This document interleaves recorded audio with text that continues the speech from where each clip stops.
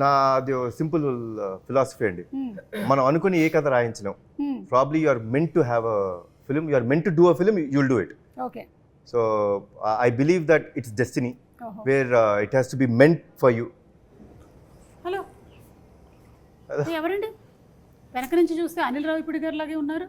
Hello hello hello ma'am, hello ma'am మీకోసం వచ్చాను నేను. అనిల్ గారు, నాకు అక్కసం రాలేదా? మీకోసం కూడా నేను వచ్చాను. ఇప్పుడే చెప్తున్నాను నీళ్ళు. ఒక్క నిమిషం వస్తాను.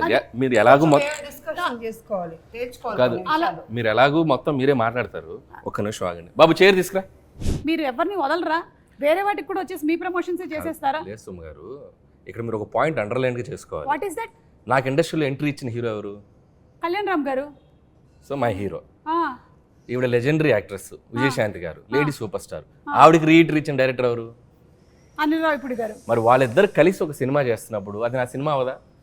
ఓ, and maximum number of shows మీతో యాంకరింగ్ చేసింది ఎవరు? మీరు.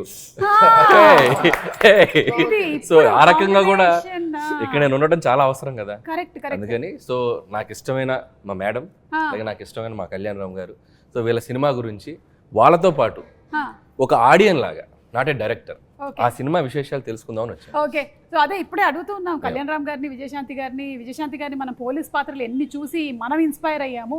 అలాంటిది ఆవిడ మళ్ళీ ఇందులో కనిపించబోతుందంటే అది ఒక కనువింది. ఏప్రిల్ 18న మనం చూడబోతున్నాము.